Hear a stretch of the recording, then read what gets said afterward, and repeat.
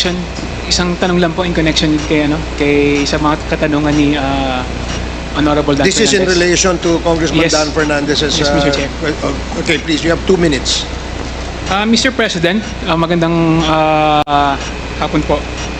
According po sa inyo, sa mga pangako nyo ng kampanya na tumatakbo po kayong presidente, na lilinisin nyo po yung ating bansa para sa ating mga anak.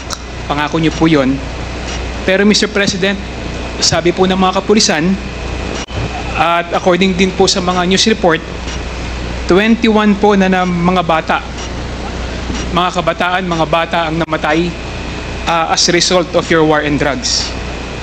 Ang tanong ko po, Mr. President, is this to you still a collateral damage?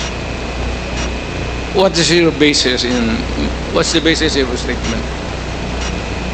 Mr. President, according po sa mga report po ng kapulisan at saka sa news report, meron pong 21 na mga bata na namatay as a result of war and drugs. Ang katanungan ko po, Mr. President, yung 21 na bata po ba na namatay is resulta po ng collateral damage? What particular report are you referring to? Katulad po sila Ron J. Furio, bumibili ng barbecue sa Santa Ana. Where? Sa Santa Ana po, Manila, nabaril po ng dalawang riding in tandem targeting local government councilor Roberto Pudal. At meron din po isa rito, si Danny Camille Garcia, targeting her grandfather Maximo Garcia.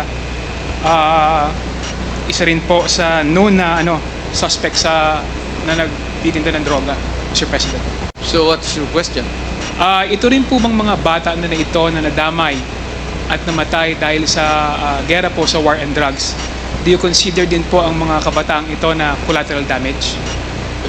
Damay pala, collateral damage. If they were not the intended target, what can we do?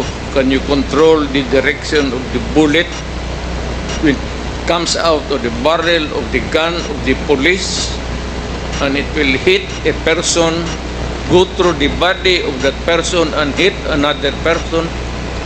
Kaya Mr. President, alam mo, kung may police, I'm now a civilian, kung may police magpatay ng bata, maasahan mo mismo dyan, babaril. kaya nga po Mr. President, do you consider them as collateral damage? Collateral damage. So wala tayong magawa. And do you take responsibility para po ba sa mga ito? Well, of course. If it is the job of the police doing his job, may collateral damage na tama, akin yan.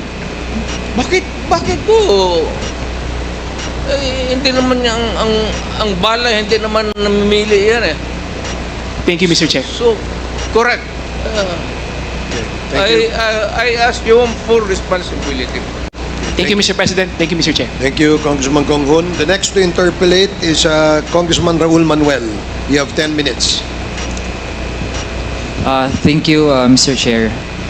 Mr. Chair, tanong po natin sa dating Pangulo Rodrigo Duterte. Gusto po natin i-confirm kung totoo na matapos mag-testify dito sa Quad Committee si retired Colonel or dating Colonel Regina Garma, totoo po ba na tumawag si dating Pangulong Rodrigo Duterte sa kanya para ipaliwanag kung bakit INC members kagaya ni Colonel Leonardo ang mainam na ilagay sa key roles dun sa war on drugs?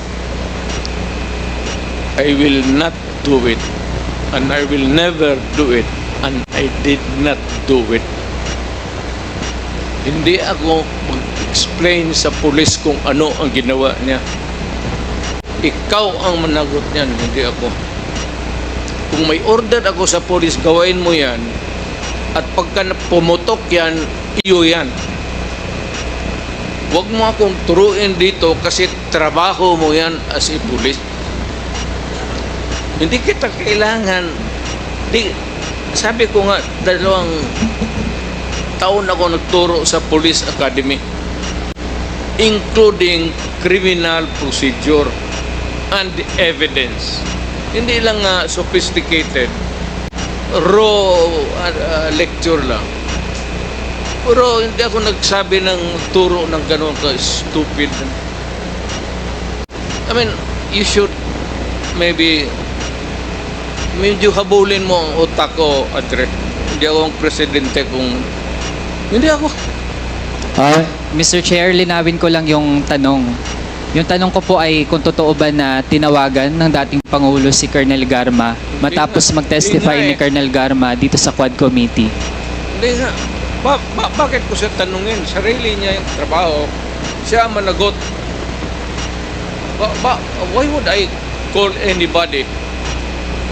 You are a policeman, policewoman, do your duty. Kung nagkaletse-letse yan, you explain to the judge. And if you are not believed by the court, then you go to jail. That is your duty. That is your destiny. Mr. Chair, karugtong po niyan, tama po ba na pinaliwanag na kaya napili si Colonel Leonardo para sa isang key role doon sa war on drugs ay dahil mapagkakatiwalaan siya sa pera? I do not give money to people. Wala nga akong pati hindi pagsayangan yung... Alam mo, kung may pera man ako sa city government, I'd rather buy rice for the town. Yung police, may sweldo yan. Kung may operation, magsabi sila, bigyan ko. That's the most that I can do. Kasi magsabi, out of the province, out of the city, you would need gasoline. Alam mo ba, baka, what time malaman mo? Alam mo ba na noon ang police walang gasolina? And there are seasons na walang gasolina ang police. Alam mo ba yan? Mr. Chair, Muna. At yung mga... Mr. Chair, I think nabanggit yung na po mga yan kanina sakyan- doon sa sagot sa Hindi, mga 1 minute dati suspension. nating mga mambabat. Makinig ka muna kasi... Dali lang po. Suspended po muna tayo.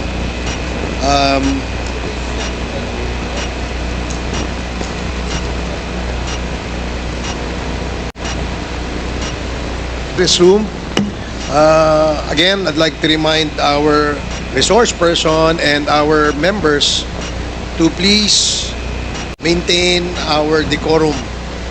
Kung meron po magtataas ng boses, kung maaari po, medyo ibaba po natin yan dahil gusto po natin ay matiwasay itong ating committee hearing sa ngayon. Congressman Manuel, please proceed. Thank you, Mr. Chair. Mr. Chair, sa dating hearings ng Quad Committee, retired Police Colonel Edelberto Leonardo confirmed na merong reward scheme for police personnel under the drug war of former President Rodrigo Duterte. At meron din pong isang interview mismo sa dating Pangulo na kaya gusto niya ay INC, yung merong key roles dun sa drug war, ay dahil nga kapag INC daw, mapagkakatiwalaan sa pera. So gusto po nating ma-confirm, given the presence of the former President, kung totoo yun na INC yung mapagkakatiwalaan sa pera para dun sa reward system.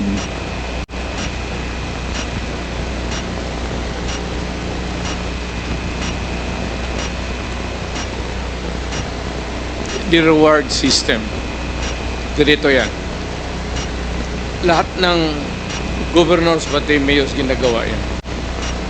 If there is an operation which is not funded by the police because there is really no money, particular money for every crime committed at yung for the operation, lalo na out of town, you have to provide. If it says Davao City, outside of the province, Cotabato,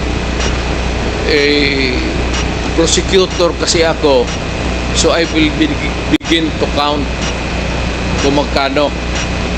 Sabi sir, sa South Cotabato, gaano kalayo yan? Anong gamitin ninyo? May gasolina, pagkain. So ang pagkanguri ko, pagkain. Bigyan ko bigyan ko yan sila ng, okay, I'll give you 20,000. Magamit nila yan, gamitin nyo yan. Pag may sobra niyan, magsabi sila, sir, hindi na ubos.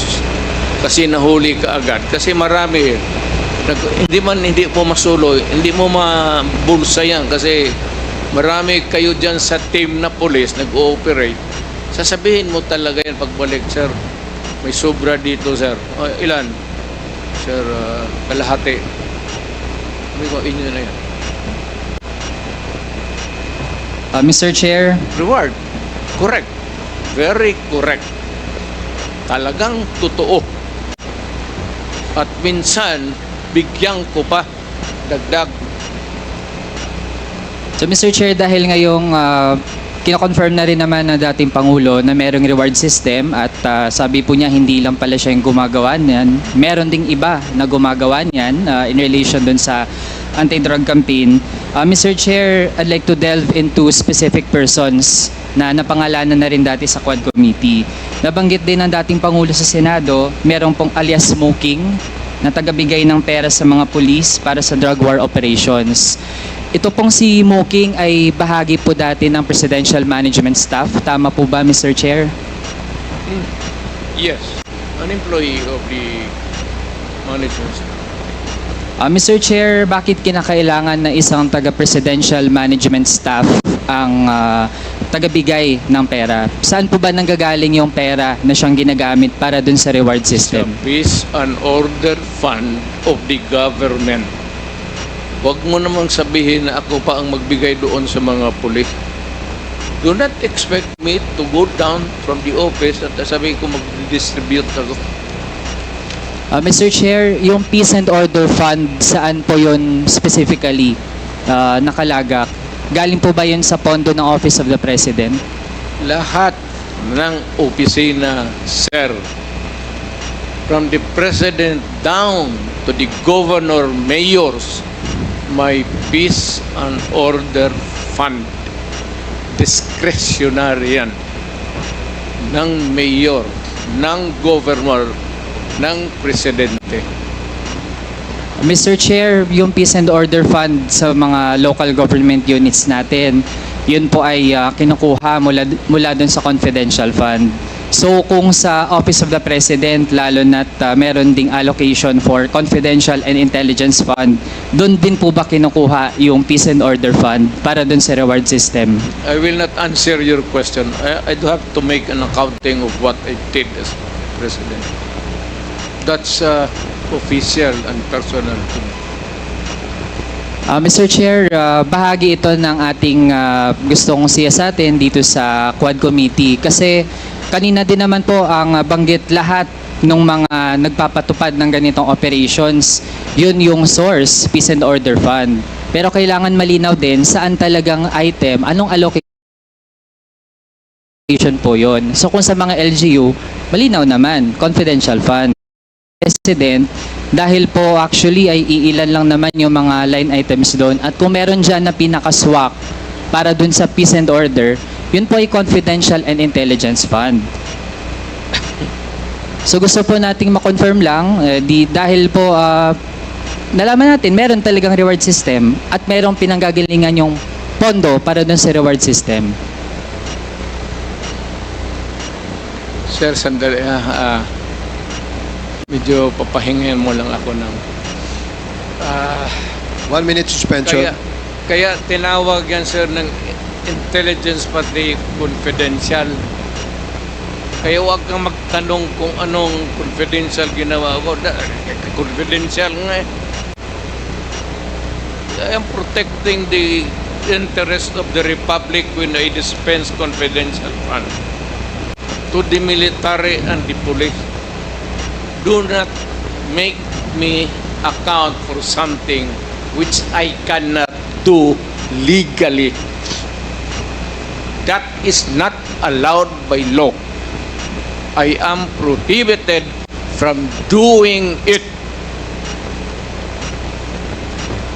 Mr. Chair, I believe hindi tayo pwedeng sabihan dito sa committee na hindi tayo pwede magtanong lalo sa mga bagay na relevant dun sa ating investigations. And Mr. Chair, I was not even asking kung sino yung mga hanggang sa level ng mga regional police units, sino-sino mga nakatanggap. I was simply asking yung nature nung paggamit ng pondo na iyon. And Mr. Chair, there's nothing in the joint circular on confidential and intelligence funds that says that we cannot ask general questions, Mr. Chair. Kaya kung ayaw po tayong sagutin dun sa ganong mga bagay, then I think that's actually an indirect admission na dun talaga nanggagaling at ayaw lang pong specify ng ating resource person yung nitty-gritty. Pero yun na po yung nagtutugma yung Peace and Order Fund na pwede talagang kunin doon sa Confidential and Intelligence Fund na actually ay lumobo ng sobrang taas sa ilalim po ng term ng past administration. So actually po, we gave our resource person a chance to answer pero nagdi-deviate po mula dun sa paano talaga sana sagutin ng diretso kasi simple lang naman po yung tanong kung dun ba kinukuha. Okay, let me answer you. Chance to answer. You are asking as if you were from the COA. Hindi ka naman COA, hindi kita sagutin ng tama kasi wala rin akong alam. COA, kailangan mo ng report, so you have to bring the papers. You're asking questions that are pertaining to COA. Ano? Hindi naman ako COA. Mayor ako tapos presidente. Kuman. Sige, Mr. Chair, I won't belabor the point pero tingin ko ang mga kababayan natin yung makakausga. Malinaw naman po na wala po sa aming dalawa yung taga-COA pero mismo po nasa memorandum circular din naman na dapat ay ipatupad ng COA na dapat ay kung mayroong mga ahensyang nabibigyan, nag-grant ng Confidential and Intelligence Fund, dapat po hindi nga yan in the first place nakatago mula sa mga kababayan kasi the fact na nakatago po yan, ito po yung nangyari. Nagamit po ang pondo na yan para dun sa mga extrajudicial killings na kumitil ang buhay ng mga kapwa nating kabataan, magiging yung tens of thousands ng mga pamilya na actually ay hanggang ngayon nagdurusa at walang hustisya.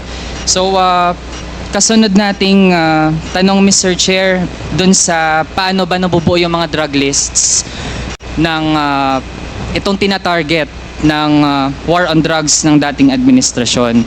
Sino po ba yung mga nagbuo ng drug list? At ito yung mga kasama dun sa tina-target ng war on drugs ng dating administrasyon.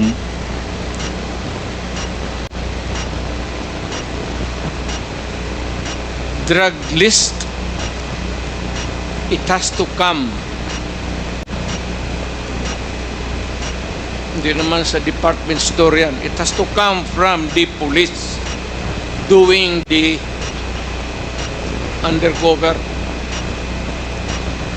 Mr. Chair, yung mga napangalanan dati dito sa Quad Committee kagaya ni na Colonel Leonardo, bahagi ba sila ng mga nagbuo nitong drug list?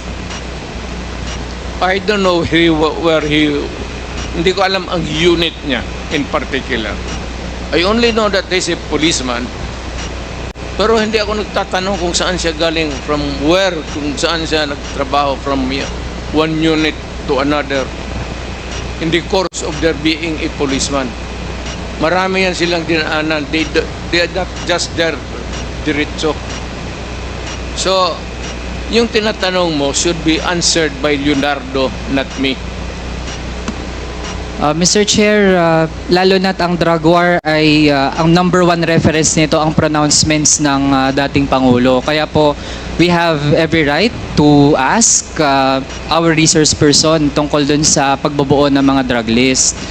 Mr. Chair, ano po ang vetting process bago ma-finalize yung mga drug list? Ano pong pinagdadaanan? Halimbawa, may nagsabi, ito, involved to sa kalakaran ng droga. Paano po natitiyak na yung final na version ng listahan, yun talaga ay yung mga merong sapat na batayan para masama dun sa listahan. Wala akong vetting committee as president or mayor. Trabaho ng pulis yan. Hayaan mo sila sa trabaho nila. Tama man o mali, kanila yan. Ako dito sa aking trabaho, tama o mali, sagot ko. Pero yung vetting, bakit? What? Ang mayor mag-vet pa?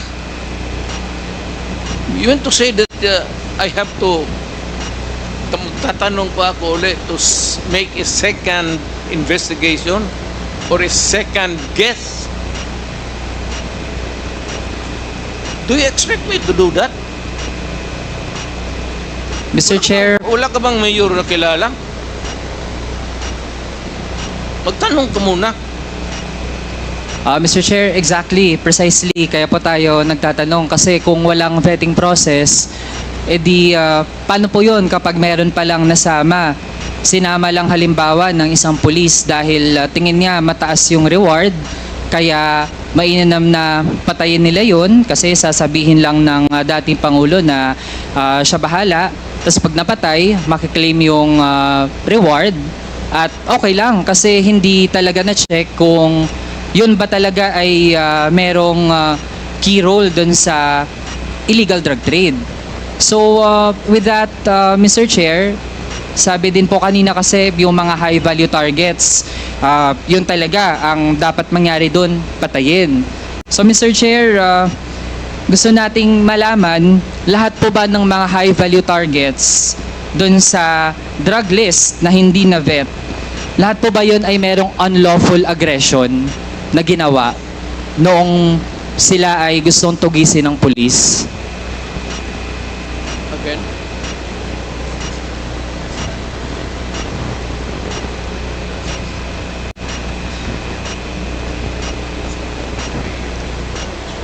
It's not, yeah, I know. Nakuha ko na. Kinig kasi ako sa ulan eh. Ulan ba yan?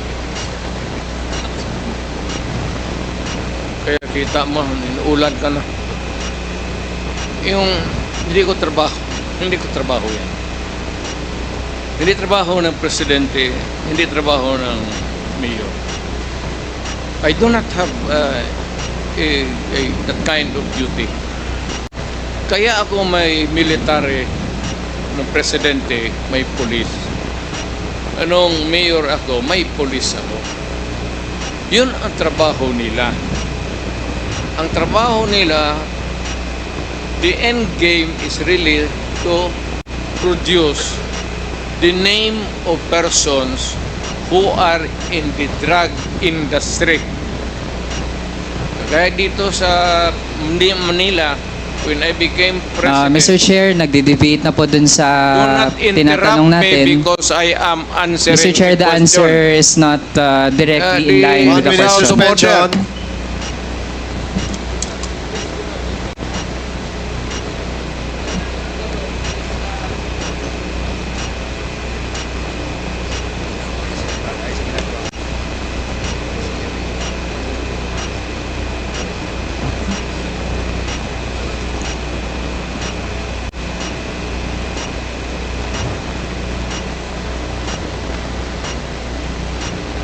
Ang ating hearing, yun po ang paulit-ulit po nating sasabihin. So, Congressman Manuel, you have 3 more minutes. Please proceed. Thank you, Mr. Chair. Mr. Chair, ganito po kasi ang tanong natin kasi nung kinlarify natin kung may vetting process ba yung dun sa mga drug list, sabi naman po wala. Kaya halimbawa, kapag ang pangalan ay nalagay dun sa pagiging high value target na mataas yung reward para sa ganung mga tao, kahit hindi pa yan dumaan sa tamang proseso, ang goal na po kaagad ay patayin. And actually, sa nakaraang Quad Committee hearings, Mr. Chair, nalaman natin meron nga abogado nasama dun sa high value target tapos pinatay ng pulis. Kay Mr. Chair, gusto kasi nating malaman kung ano ba talaga yung nangyayari dun sa mga operasyon. Kaya ang unang tanong po natin, kung meron po bang unlawful aggression dun sa lahat ng mga pinatay. Yun lang po yung tanong natin, Mr. Chair, para ma-establish po natin talaga kung may merit ba na ganun yung order, na kapag high value target, ang goal dapat ng police, patayin sila. So yun po yung tanong, Mr. Chair. You are using the term unlawful aggression improperly. Huwag mo kong gamitin yan. Hindi tama yan. Better tone down your rhetorics.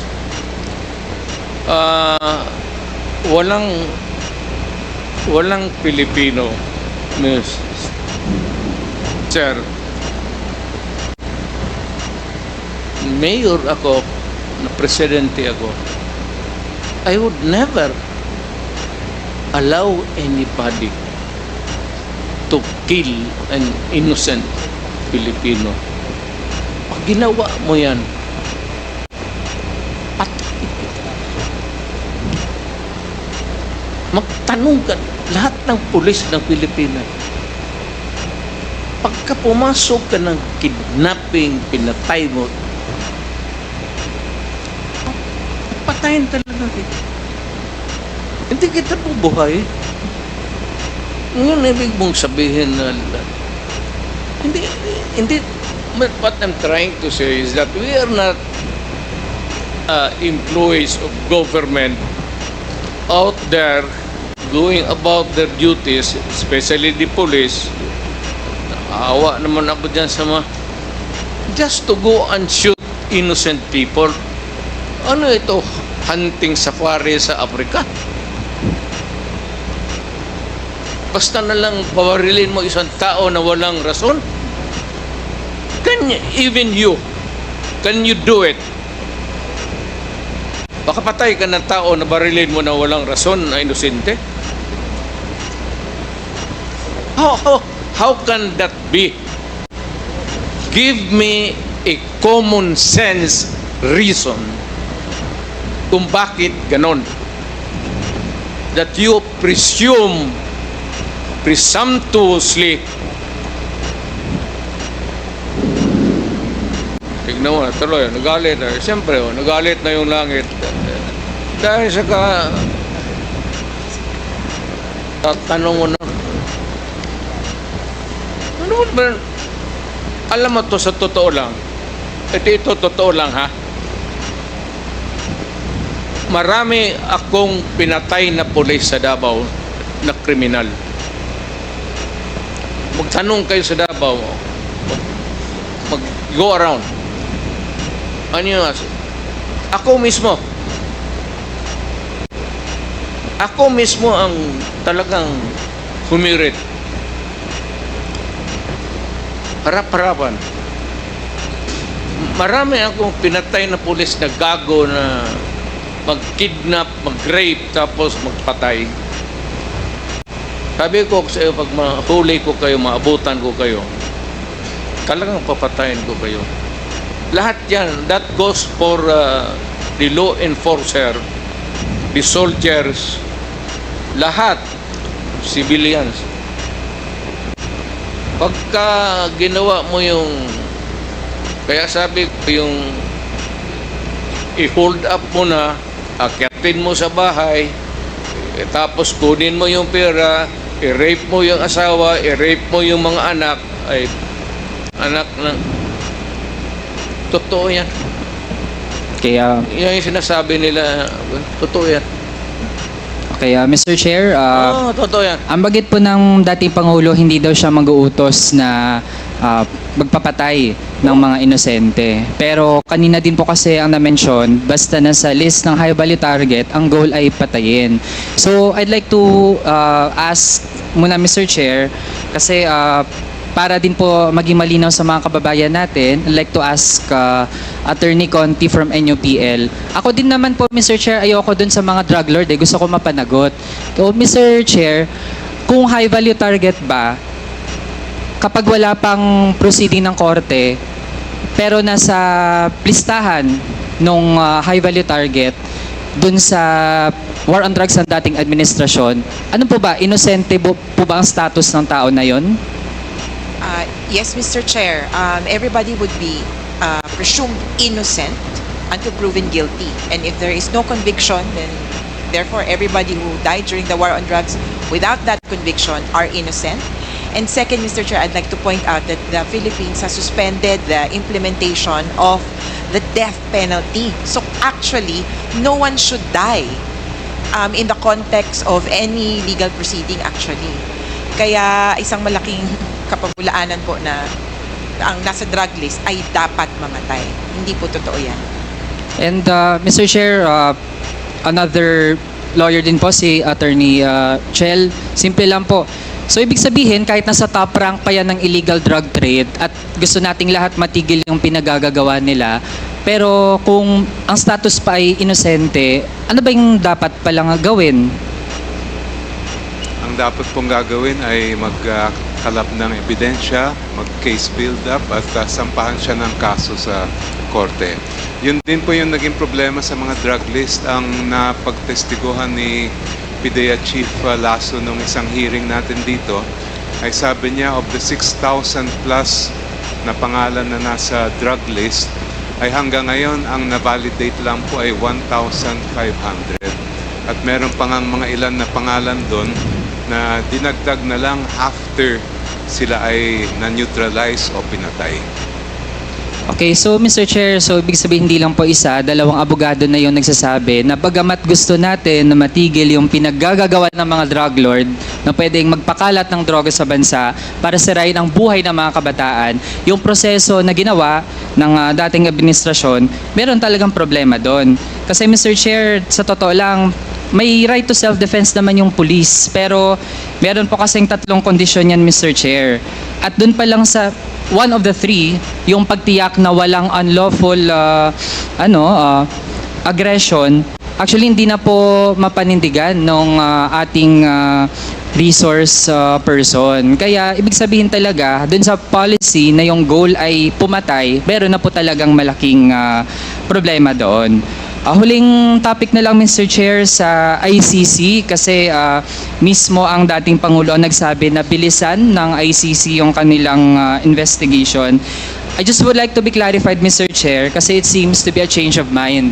Kasi nung patapos na ang term ng dating Pangulo, June 25, 2022, the Office of the President slammed the plan of the ICC to resume investigation dun sa naging war on drugs. So, gusto lang po natin maging malinaw, Mr. Chair, na dati ay ayaw po ng dating Pangulo dun sa ICC, pero ngayon ay okay lang na mag-investigate po yung ICC. Tama po ba ang narinig natin kanina, Mr. Chair? Mr. Chair, the ICC does not scare me a bit. They can come here anytime. I suppose that you would want to maybe make it easy for them to visit and start the investigation. I would welcome that. Alam mo, wala naman tayong taguan eh. Ang sinabi ko, yung ginawa ko, sinasabi ko na sa inyong ginawa ko. I did it for my country and for the young people dyan sa droga. No excuses, no apology. If I go to hell, so be it. Mr. Chair, hearing that, ibig sabihin po ba ay willing ang dating Pangulo na isubject yung sarili sa investigation and all processes na gagawin ng ICC in relation dun sa kanyang war on drugs? Bigyan mo ako ng pera, ako nang punta ng ICC doon. Ako na mismo magpa-imbestiga doon. Ang tagal nila, hurry up! Kasi baka matanda na ako, mamatay ako. You might miss the pleasure of seeing me standing before a court and hearing the judgment, whatever may be. Pero ako, sabi ko, ginawa ko para sa bayan, ginawa ko para sa mga anak natin. Hindi, you never know kung ano yung resulta sa mga droga sa mga bata. You'd never know the sacrifice of the parents. You'd never know the misery. And kita mo naman, sa lahat ng Pilipinas. And you'd never understand the suffering of a parent or a brother or sister na nakita niya naggunggong na ang anak niya. Pinaaral mo kindergarten, grade school, high school, pagdating sa college, bigyan mo ng droga tapos nagunggong na, and you render the human being inutil. Yan ang masakit sa akin nung na-mayor ako. Kasagsagan yun ng droga. Hindi ko katanggap-tanggap. Kaya kita papatayin talaga. Prangkahan. Hindi ko matanggap. So that's your last question. Ikaw yun. Mr. Chair, hindi po talaga katanggap-tanggap lalo na't kung meron nga totoo man, kahit sabihin natin na nakagamit ng droga pero sa halip na i-rehabilitate, ang mangyayari pala ay masasama sa drug list na hindi vetted tapos papatayin. Masakit po talaga yun, Mr. Chair. At sa dami ng mga naging witnesses po natin, mga relatives na pumunta dito, dama po natin ang ganong epekto. Hindi lamang nung pagkalat ng illegal na droga pero maging yung approach, no, na patayan yung nakapanguna kaysa yung paano natin ma-rehabilitate yung mga napunta sa ganong landas. Sir. So, Mr. Chair, ito Sir, na po yung huling tanong natin. May I just interrupt you? Mr. President, sandali lang po, patapusin lang po natin siya. Pagkatapos po, kayo po, re-recognize ko po. Sige, please, wrap it up. Thank so you, that, Mr. we Chair. can Mr. proceed. Chair, huling tanong kasi lumitaw din naman na ang dating economic advisor ng former president na si Michael Yang ay actually involved sa illegal drug trade. So gusto po nating matanong kasi ang postura po ng dating Pangulo ay staunch enemy of illegal drugs, pero malalaman natin, Mr. Chair, na ganun pala ang ilan sa mga aktibidad ng kanyang economic advisor. So gusto po nating malaman, alam din po ba yon ng dating Pangulo na mismo economic advisor niya ay involved sa illegal drug trade? Are you really sure? We had lots of evidence po dito sa hearings sa Kamara. Produce one now. The records of the House of Representatives can suffice. He's going around until now and making friends with everybody. Lahat ng mayor yan dinedicate. Ganon ang mga in-check. Lahat ng businessmen sa China, mainland China, pag nagdegosyo, nagdidikit yan ng mga politiko, especially the mayor. Hindi ako namimili kasi lulo ko in-check eh. So ano bang problema ko kung maglapit yan dito, puro kriminal? Magipag-inuman ako ng kriminal. Pagkatapos niyan, barilin ko. Wala mang problema sa akin yan. Pakainin ko, tapos pagbusog na, lasingin ko. Tapos, tatapon ko. Kaso Mr. Chair, hindi lang po Ganun yun lang. kainuman. Mismo, Ganun lang yung presidential economic advisor, Yeah. ganun pala ang ginagawa. So it seems like parang naging mafia po ang gobyerno natin nung nakarang administrasyon. And with that, I end my interpellation, Mr. Chair. Thank Mr. you. Chair, kung buhay pa yan, ibig sabihin, hindi yan durugista. Hindi ko itataya yung pagkatao ko. Salamat. Mayor, presidente, tapos mag ano-ano ka ng ano lang. Okay, salamat po, Mr. President. Thank you, Congressman Manuel. Yan ang panatero, walang inuurungan. Pag tama palakpakan, pag mali ay babanatan. Yan ang panateros, boses ng ordinaryong Pilipino. Panatero banateros ay tinutulungan.